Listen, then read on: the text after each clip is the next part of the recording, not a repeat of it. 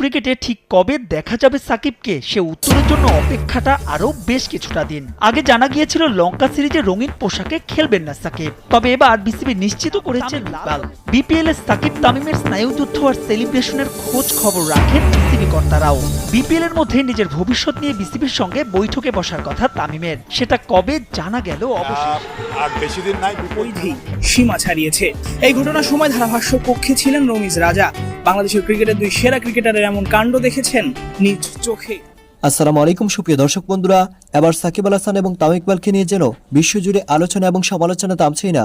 দর্শক বন্ধুরা, এবার সাকিব আল হাসান এবং তামিম ইকবালের এই সকল বিষয়গুলোকে কেন্দ্র করে আবারও বিপিএলে এসে নতুন করে বেশ কিছু বিষয় উঠে এসেছে।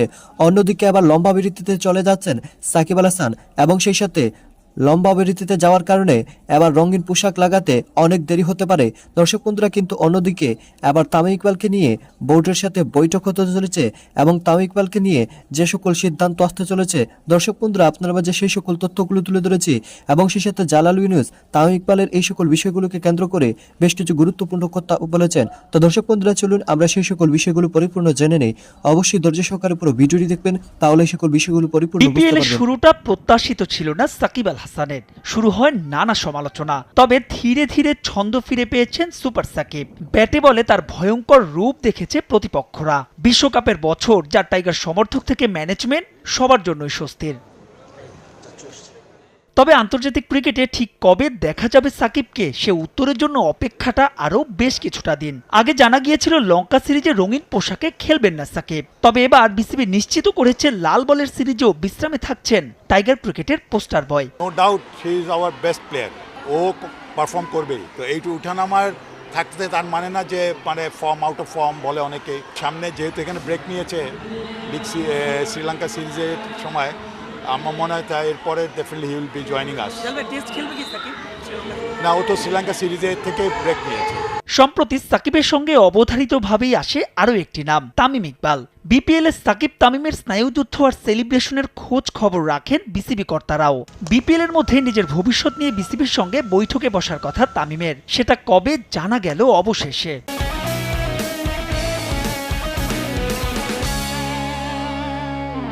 আমাদের মাননীয় বোর্ড প্রেসিডেন্ট উনি বলেছেন আমাদের সাথে, আমাকে এবং আরও কয়েকজনকে বলেছেন যে তামিমের সাথে বসার জন্য। যেহেতু জাস্ট ঢাকায় এসছে এখন, আর বেশি দিন নাই বিপিএল খেলার শেষ হলে আমরা তার সাথে বসবো। ভালোই লেগেছে। আমি দেখেছি, আমি পরে দেখেছি, কারণ আমি কিছু কিছু খেলা মিস করেছিলাম। তবে খোদ বোর্ড কর্তাদের মাঝে আছে দ্বিধাবিভক্তির সুর। বিসিবির নবনির্বাচিত নির্বাচক প্যানেলের ব্যাপারে কিছুই জানেন না, তাই ক্রিক অফসের ভাইস চেয়ারম্যানের পদ থেকে সরে দাঁড়ানোর ইঙ্গিতও দিয়েছিলেন খালেদ মাহমুদ সুজন। তবে সিদ্ধান্ত যে বোর্ড সভায় হয়েছিল সেখানে উপস্থিত ছিলেন না সুজন, তাই তার মুখ ফাড়ের কোনো কারণই দেখছেন না জালাল ইউনুস। বোর্ড মেম্বার হিসাবে যদি উনি থাকলে পরে উনি জানতে পারতেন ব্যাপারটা। ওইখানে অনেক কিছুই কিন্তু সেই ফোরামের মধ্যে এটা ডিসকাস করে কিন্তু সিদ্ধান্ত নেওয়া হয়েছে। যে নেগোশিয়েট করার সময় বলা হয়েছিল তাকে এটা ডিসক্লোজ না করতে এবং এটা কনফিডেন্সিয়ালিটিটা রাখার জন্য। সেই জন্যই এটা কারোর কাছেই বলা হয় নাই, যেহেতু এটা কোনো কনফার্ম ছিল না সে রাজি হবে কিনা, কারণ অতীতেও সে রাজি হয়নি, তাকে কয়েকবার প্রস্তাব দেওয়া হয়েছিল। এই জন্য এটাকে কনফিডেন্সিয়ালি কাজটা করা হয়েছিল। এইখানে তো আমি কোনো দোষের কিছু দেখি না, সব কথাই আমাদের জানতে হবে আমার মনে হয় না। এছাড়াও টি-20 বিশ্বকাপের আগে যুক্তরাষ্ট্রের রংপুর রাইডার্সের বিপক্ষে ফরচুন বরিশালের ম্যাচে সাকিব তামিম ইস্যু আলোচিত হয়েছে বেশ। বোলিংয়ে এসে তামিমকে প্রথম বলে আউট করে নিজের সহজাত সেলিব্রেশনটাই করেছিলেন সাকিব। কিন্তু সাকিব আউট হওয়ার পর তামিম সাকিবের সেলিব্রেশন ব্যঙ্গ করেছেন, যা নিয়ে আলোচনার পরিধি সীমা ছাড়িয়েছে। এই ঘটনার সময় ধারাভাষ্য কক্ষে ছিলেন রমিজ রাজা। বাংলাদেশের ক্রিকেটের দুই সেরা ক্রিকেটারের এমন কাণ্ড দেখেছেন নিজ চোখে। সাকিবের ভক্তরা তামিমের ব্যঙ্গ করাকে উচিত কিংবা অনুচিতের কাঠগড়ায় ফেললেও পাকিস্তানের জনপ্রিয় এই ধারাভাষ্যকার জানালেন এমনটা হতেই পারে।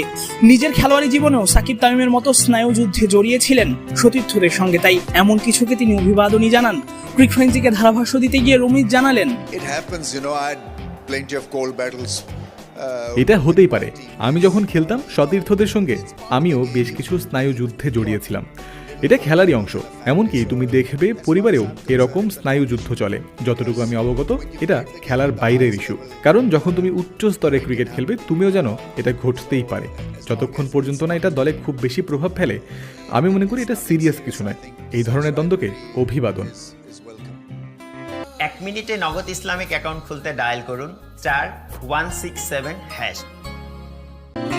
রমিজ রাজা সর্বশেষ বাংলাদেশে এসেছিলেন 2014 সালে টি-20 বিশ্বকাপে ধারাভাষ্য দিতে। ঠিক 10 বছর পর এলেন বিপিএল এ ধারাভাষ্যের কাজে। মাঝের সময়টায় আইসিসি ইভেন্টে বাংলাদেশের পারফরমেন্স দেখেছেন। এদেশে না এলেও ঠিকই খোঁজ খবর রেখেছেন, ক্রিকেটারদের কাছে পেলে দিয়েছেন পরামর্শ। কিন্তু এবছর পাশের দেশ ভারতে অনুষ্ঠিত হওয়া বিশ্বকাপে ভালো করতে পারেনি বাংলাদেশ। দ্বিপাক্ষিক সিরিজ আর ওয়ানডে শক্তিশালী বাংলাদেশ কেন আইসিসির কোনো টুর্নামেন্টে ভালো করতে পারে না, এমন প্রশ্ন শুনে এবছরের বিশ্বকাপে সাকিবের সঙ্গে হওয়া কথা আর পরামর্শ জানালেন ক্রিক ফ্রেন্সিকে। বিশ্বকাপ চলাকালীন এই প্রশ্নটা আমি সাকিবকেও করেছিলাম। বলেছিলাম তার নাম্বার 3-এ ব্যাট করা উচিত, কারণ সে তার দলের সেরা ক্রিকেটার এবং তাকে ব্যাটিং অর্ডারের ওপরে ব্যাটিং করা উচিত। আমি একটা উদাহরণ দিতে চাই।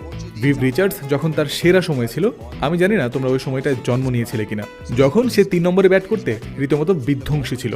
যখন সাকিব 4 অথবা 5 নম্বরে নামবে, তার মানে দ্রুতই 2 উইকেট পড়ে গেছে, তখন তোমার মাইন্ডসেট থাকবে পুরোপুরি ভিন্ন, কারণ তোমাকে উইকেটে সেট হওয়ার চিন্তা করতে হবে আর যাতে উইকেট না পড়ে যায় সে ব্যাপারে চিন্তিত থাকতে হবে। কিন্তু যখন তুমি 3 নম্বরে ব্যাট করবে, তুমি চিন্তামুক্ত থেকে ব্যাট করতে পারবে। To be at par with some of the other cricket teams, I tell this all the time back home in Pakistan, you've got to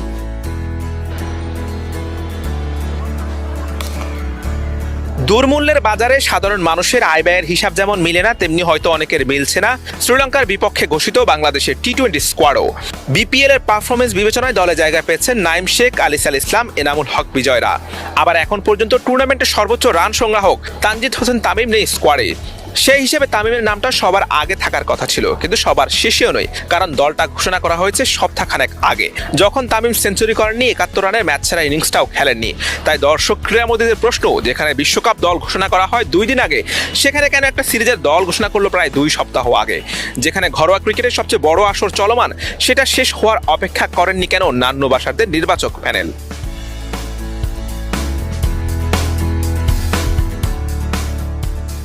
BPL এবারে আসরে 11 ম্যাচে তামিমের সংগ্রহ 382 রান, স্ট্রাইক রেট 136-এর বেশি, গড় 34.73। বিপিএল এর পারফরমেন্স বিবেচনায় ওপেনার নাইম শেখ, এনামুল হক বিজয়, লিটন কুমার দাস, নাজমুল হোসেন শান্তদের চেয়ে অনেক এগিয়ে এই ব্যাটার।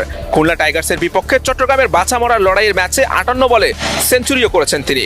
সেই ইনিংস মাঠে বসে দেখেছেন বিদায়ে প্রহর গুনা প্রধান নির্বাচক মিনহাজুল আবেদিন নান্ন। দলে না রাখলেও প্রশংসায় ভাসিয়েছেন তামিমকে। তানজিদ তামিম ট্রেমেন্ডাস ব্যাটিং করেছে, তারপরে কনসিস্টেন্ট একটা জায়গায় ভালো পারফর্ম করা ইজ ভেরি ভেরি ইম্পর্টেন্ট। এই এক্সপিরিয়েন্সগুলি ইন্টারন্যাশনাল যদি সুযোগ পাই কাজে লাগাতে পারবে। তো অনেকগুলি খেলোয়াড়ের যথেষ্ট ভালো লেগেছে। আমি আশা করছি তরুণ খেলোয়াড়রা এই প্ল্যাটফর্ম, বিরাট একটা প্ল্যাটফর্মের মধ্যে সুযোগ পেয়েছে, সামনে আরও সুযোগ পাবে, নিজেকে মেলে ধরবে এবং জাতীয় দলের যদি সুযোগ পাই স্ট্যাবলিশ করার একটা সুযোগ আসবে।